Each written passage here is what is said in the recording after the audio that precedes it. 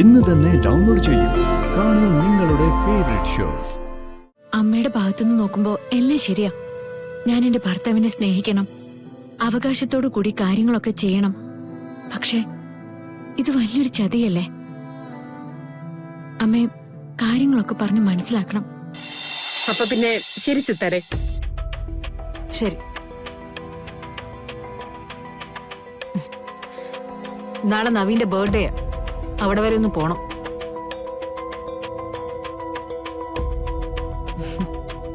അപ്പോ ഞാൻ വരണ്ടേ?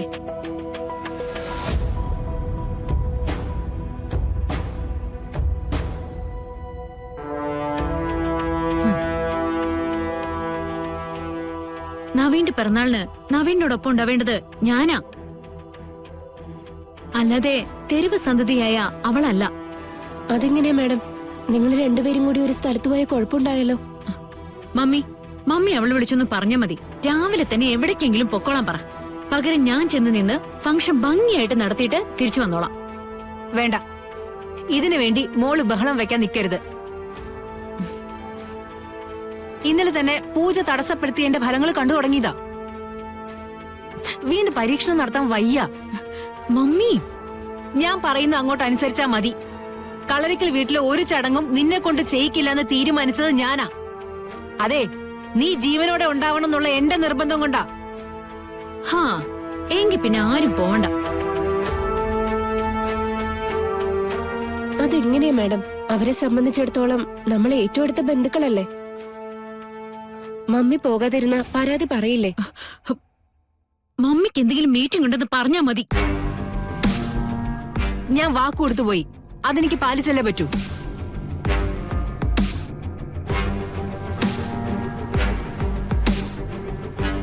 മോളെ, എങ്ങനെയെങ്കിലും ഈ പൂജയൊന്ന് അവസാനിക്കുന്നവരെ ഒന്ന് അഡ്ജസ്റ്റ് ചെയ്യൂ. അതുകൂടെ കഴിഞ്ഞിട്ട് എല്ലാം ഒന്ന് എടുത്തെറിഞ്ഞ് കളയണം.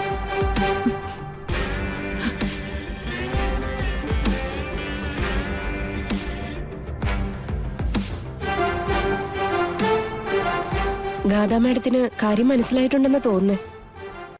എവിടെ? മനസ്സുകൊണ്ടല്ലോ ചിന്തിക്കുന്നത്, പക കൊണ്ടല്ലേ.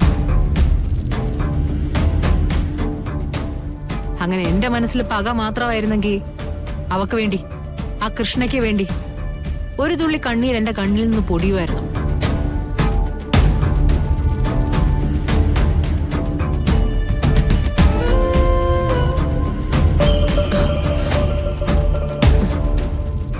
വെറുപ്പൊക്കെ കാണിച്ചിട്ടുണ്ടെങ്കിലും കൃഷ്ണ മാമിന്റെ മനസ്സിലുണ്ട്.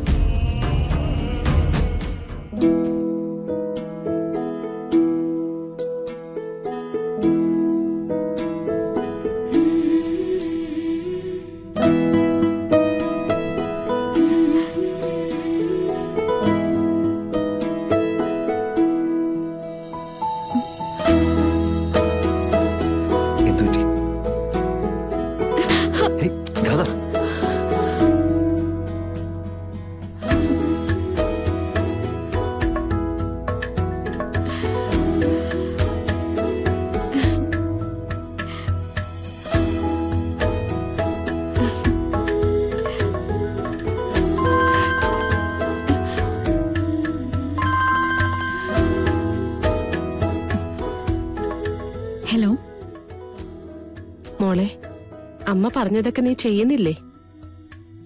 നവീന്റെ കാര്യങ്ങളൊക്കെ ശ്രദ്ധിക്കുന്നില്ലേ?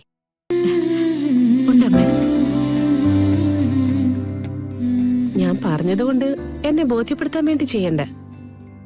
സ്വന്തം മനസ്സിന് തോന്നിയിട്ട് ചെയ്യണം.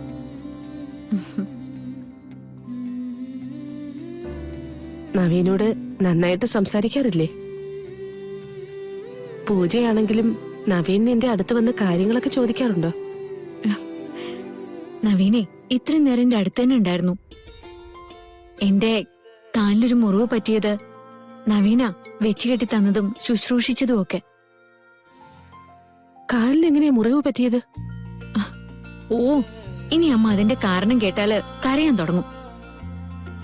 ഇല്ല, നീ പറയ്. ഞങ്ങളുടെ വിവാഹ ഫോട്ടോ ചുമരിൽ വെച്ചിരുന്നു. അതിന്റെ ആണിയിളകി താഴെ വീണു.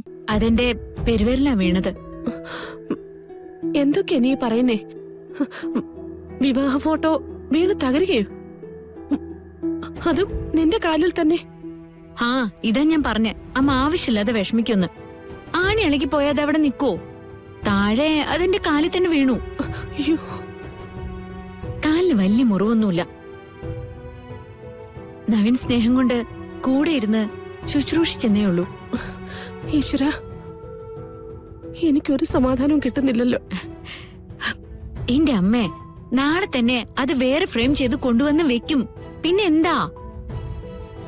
എനിക്ക് എന്റെ മോളെ ഒന്ന് കാണണം. അതിനെന്താ, ഞാൻ നാളെ തന്നെ വരാം. ആ പിന്നമ്മേ, നാളെ നവീന്റെ പിറന്നാളാ. പൂജയും കാര്യങ്ങളൊക്കെ നടക്കുന്നോണ്ട് വളരെ ചെറിയ രീതിയിലേ നടത്തുന്നുള്ളൂ. ആയിക്കോട്ടെ, പക്ഷേ എല്ലാം നിന്റെ നേതൃത്വത്തിലായിരിക്കണം. നവീന്റെ പിറന്നാൾ നന്നായി നടത്തേണ്ടത് നിന്റെ ചുമതലയാ. അതൊക്കെ നന്നായി നടത്തിയിട്ട് അത് കഴിഞ്ഞ് അമ്മയുടെ അടുത്തേക്ക് വന്നാ മതി. ആയിക്കോട്ടെ അമ്മേ. വേറെ എന്തെങ്കിലും കുഴപ്പം തോന്നിയ സുമിത്രയോടോ നവീന്റെ മുത്തശ്ശിയോടോ അത് പറയണം കേട്ടോ. ഇവിടെ എനിക്ക് ഒരു കുഴപ്പമില്ല. അമ്മ ഇനി ഇതൊക്കെ കേട്ട് ഉറങ്ങാതെയും ഭക്ഷണം കഴിക്കാതൊന്നും ഇരിക്കരുത്. എനിക്ക് അത്രേ പറയാനുള്ളൂ. ഭക്ഷണം കഴിക്കാം. കിടക്കാറായോ മോൾക്ക്? ഞാൻ കിടക്കാൻ തുടങ്ങുമായിരുന്നു. എന്നാ കിടന്നു, അമ്മ പ്രാർത്ഥിച്ചോളാം.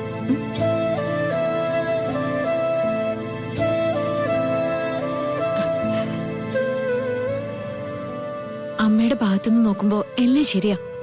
ഞാൻ എന്റെ ഭർത്താവിനെ സ്നേഹിക്കണം, അവകാശത്തോടു കൂടി കാര്യങ്ങളൊക്കെ ചെയ്യണം. പക്ഷെ ഇത് വലിയൊരു ചതിയല്ലേ? അമ്മേ, കാര്യങ്ങളൊക്കെ പറഞ്ഞ് മനസ്സിലാക്കണം. എന്നെ ഏൽപ്പിച്ച ഉത്തരവാദിത്വം എനിക്ക് ചെയ്ത് തീർത്തേ പറ്റൂ.